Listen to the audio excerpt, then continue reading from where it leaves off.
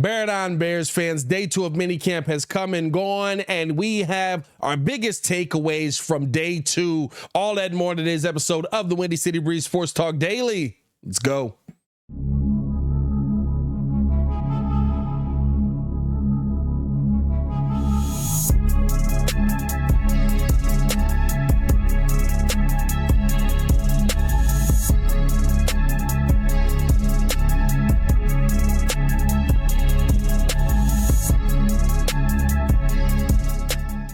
Now, if you are new to the channel, please like the video. Please subscribe to the page, man. We do talk Chicago sports daily on this channel. It's the only channel talking Chicago sports, how Chicago talks. So make sure that you get in tune with us, man.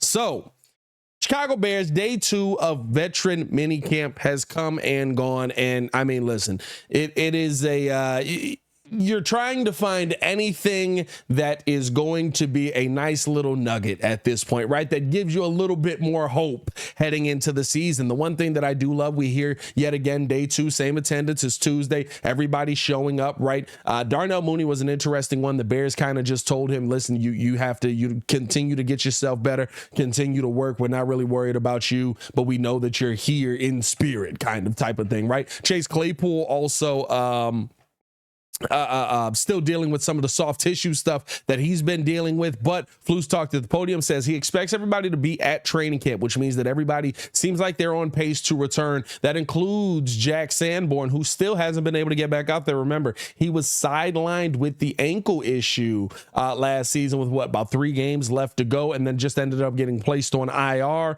You heard Eddie Jackson talk yesterday at the podium, and he was very excited about, you know, the work that these guys were able to put in the offseason to try to work themselves back in. Everybody's just kind of trying to get themselves back into a position where they're going to be out there being effective. So very good to hear that, you know, these guys are on pace to be back by training camp. Eddie Jackson said yesterday it was a goal of his to be back by minicamp. Good to see that he met that goal, and he's been out there doing lighter work, nothing crazy, but still getting a ton of reps in. Somebody else who's been getting reps in, though, that I think is an interesting name for the Chicago Bears this season is Noah Sewell. Noah Sewell stepping in for Jack Sanborn in the time while he's been out. The interesting part to me about Noah Sewell is that we really don't know what this guy is going to be fitting in here, right? He's young rookie. That's a contradiction, kind of. Well, I guess not really, but y'all know what I'm trying to say. Yeah, he's a rookie guy coming in. It's good to see him getting these reps. I mean, he's basically getting all of Jack Sanborn's reps. And with the ones in the base defense, right? And that's good to see, because to me, that starts to get him worked in, gets him used to standing next to TJ Edwards and Tremaine Edmonds. And I think the Bears are going to have a ton of uses for Noah Sewell this season. If you go back and you watch Noah Sewell's tape, right? Noah Sewell was somebody who almost looked like a pass rusher in college at times with how he was able to create pressure on the quarterbacks. I believe he finished his college career over 3 years with 7.5 sacks, but just the moves that he was able to use to get past the defensive line and different things like that. I feel like Noah Sewell could have a multitude of uses for this Bears defense. I think that, you know, of course, seeing him in that 4-3, seeing him back there lined up in coverage and different things like that, the speed that he shows, the strength that he has, you're excited about that as well. But I think the Bears might have a couple of different opportunities for Noah Sewell to be effective on this defense. Maybe even just putting him in on a couple of blitz packages where all of a sudden, right, he's just got to beat his man to the outside and get to the quarterback. I think that I keep saying this. I've said this a couple of times. The more that I watch this team, the more that I'm looking at this team at minicamp and training camp and at OTAs and stuff like that, I'm starting to feel better about the pieces that we have here. Not to say that there aren't holes on this team still, but I feel like you can kind of mask some of those holes with what some of this team can be. What do you think Noah Sewell's role is going to be? Do you think that we see a ton of Noah Sewell this season? Let me know how you guys feel in the comments below. I'll be down there talking with everybody as well. Appreciate you guys for continuing to show love to the station, to the channel, man.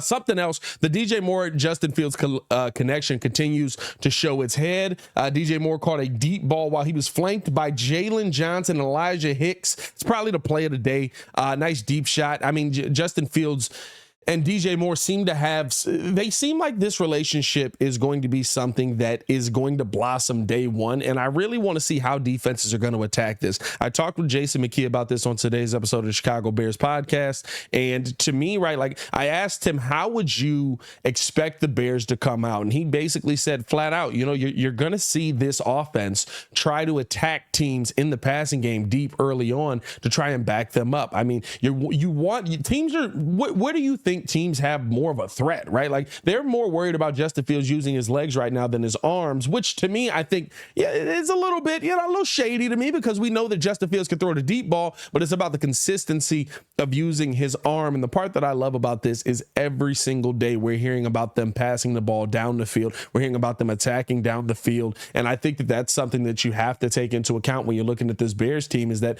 last season they told us what they wanted to do. They told us we're going to be run heavy. We're going to attack on the run. We're handing the ball off. We're running the football. They ran the football all season, and people looked at them and were like, why are we passing? They told you what they were going to be, a run heavy team. I think they're telling us what they want to do a lot this season early on here, with DJ Moore going down the sidelines, even using DJ Moore as a little bit of a decoy yesterday, and being able to hit Dante Pettis deep down that right side. I think that those are things that you look at from the Chicago Bears side of things, and you feel good about where this Bears team could be heading passing wise, especially with Justin Fields in there and the strides that he's made. The one thing that we also took away from McKee, who was at minicamp yesterday, was that they're really going through those quick throws. They're really trying to attack, boom, boom, boom. And that continued today as well, trying to get Justin Fields just to kind of go through his motions, making the quick decision. He said he doesn't know if there's kind of a clock in his head or if they've given him kind of a set timeline that he has to be getting the ball out. But I wouldn't be surprised by that. I wouldn't be shocked by that, because to me, I look at this Bears team offensively, and I feel like all we saw last season was maybe the right decision made at the wrong time. Very much like how, who was that, Cam Jordan throwing shots at Kirk Cousins the other day. But he said, right, the slow right decision is what defenses love. We call those Kirk Cousins. I feel like we saw that a lot last season when the Bears were trying to make the right decision, or they made the best case scenario decision for the moment that they were in the play. But you want to be getting that ball out quick. You want to be attacking quickly. You want to see that offense, okay, that's not there. Boom, I'm going here. And I think it's good that they're working with Justin Fields on these things early on. I also asked McKee about, how do you take that from the practice field onto the field? And he talked about the repetitions. Make sure you guys tune into today's episode of Chicago Bears podcast. A lot of information on that, man. A lot of content on there about breaking down, how you get what you're seeing on the practice field to the regular field. Let me know how you guys are feeling about day 2 of minicamp, man. Let me know in the comments below. I'll be down there talking with you as well. Are you excited about this Bears team the more you hear, or are you concerned about some of the things that you're hearing out of minicamp? Because it's not all good, right? Or at least not all good for the offensive side of things. And I think we have to understand the guys on defense get paid as well. It's okay when we hear about picks in these moments. Jaquan Brisker did end up getting an interception on Justin Fields in 11 on 11. This actually turned into being a pick 6 for the defense, and Brisker ran that all the way toward the weight room in celebration of the play. That's per Courtney Cronin of ESPN on Twitter. I mean, listen, I like hearing that our defense is making plays. I especially like hearing that our second-year rookie is making plays. It's not going to be all perfect for Justin Fields. Listen, Tom Brady threw picks in OTAs and training camp. Drew Brees threw picks in OTAs and training camp. Aaron Rodgers threw picks in OTAs and training camp. Probably a lot less. I mean, Aaron a lot less probably. But I mean, like, these things happen. It's okay. And to me, right, Jaquan Brisker making these plays, I love to hear that. I love to see that this defense is not just, okay, we're just going to lay back and let Justin Fields do whatever he wants. We're trying to make plays too, because if you see that, right, if Justin's going to be able to learn from that, those are the things that make you better. And so I want to see Justin throw those picks now when the games don't matter, when the play doesn't matter, when, you're just trying to get through the repetition part of everything now. But I do like that we're hearing that along with him still being able to throw touchdowns, because I think here's the thing that you have to take away from a lot of the mistakes that are going to be made. There's going to be mistakes on the field as well. Don't misjudge that at all. There are going to be mistakes that Justin Fields is going to make on the field this season. We're going to look at him at times and be like, you can't make that throw. That was a terrible throw. But the real winners, the real guys that you really have to watch out for, are the guys who are going to be able to adjust off of that bad decision to come back down and make a game-winning decision or a game-changing decision, right? Yeah, I had a bad decision. Maybe the defense saves me on that, but we come back down on the other end. We score a touchdown on the next drive. Those are the guys that I want Justin Fields to look at and that I really want him to become going through this third season here for him.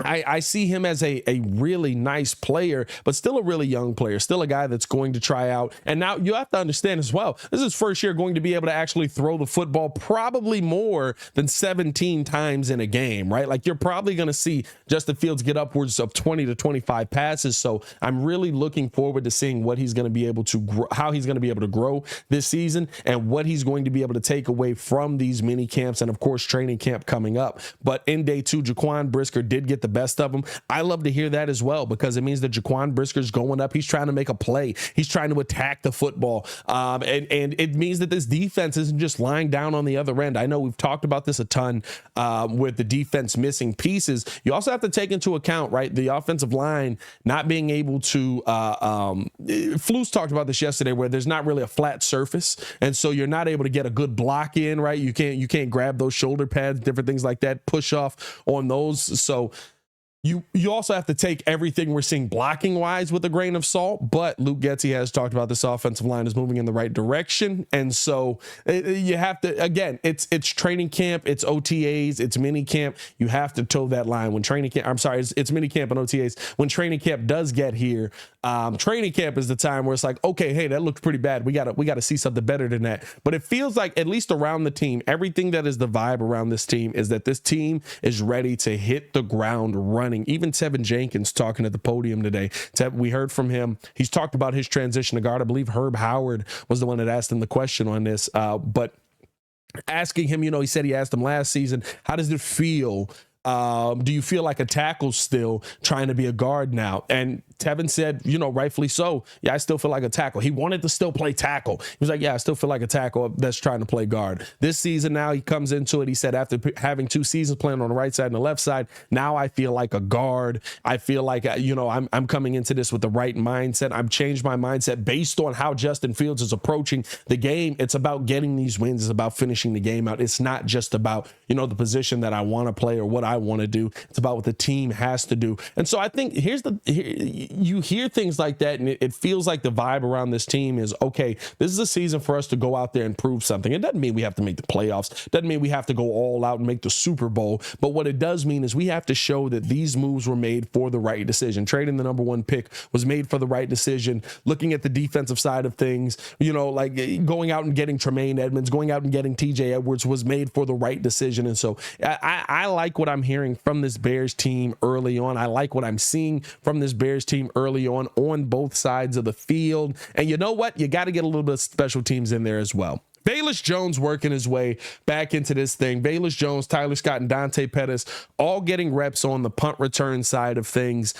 Listen, you guys know how I've been on Velus. You know what my stance has been on Velus. Everybody saw the video of me yelling, cut him last season. Of course, in the moment, I was upset that he fumbled a punt that probably cost us the game. Even though if Darnell Mooney catches that and just like turns a little bit, we win that game.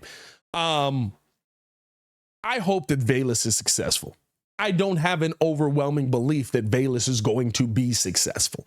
And sometimes that's just is what it is in the NFL, right? Like, I can hope that you're going to do this all day. I can hope that you're going to make these things happen all day. But at the end of the day, the only play that people bring up with Velus Jones last season is the one deep route where he caught one pass that he was expected to catch. Everybody's like, oh my God, this is why this guy's going to be great. He's going to be a special teamer this year. He's going to be a guy who maybe you throw in on some gadget plays, which I think is good. But Velus also a pretty bigger, stocky guy, right? He's not a a Tariq Cohen. He's not a smaller guy who's the shifty guy. You're going to kind of I'm sure they have packages for him on the offensive side of things, maybe something where you're going to get some deep shots in there. But I think that, right, you see a guy like Tyler Scott already competing with Velus Jones on those punt return reps and different things like that.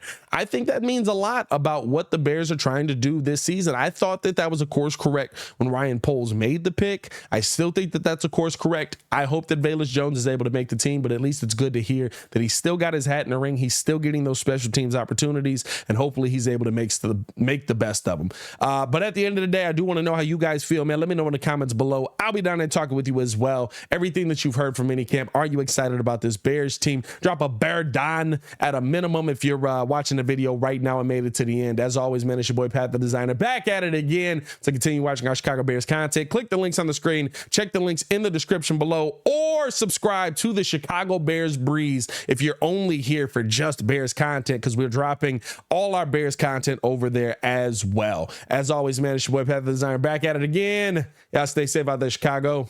Peace.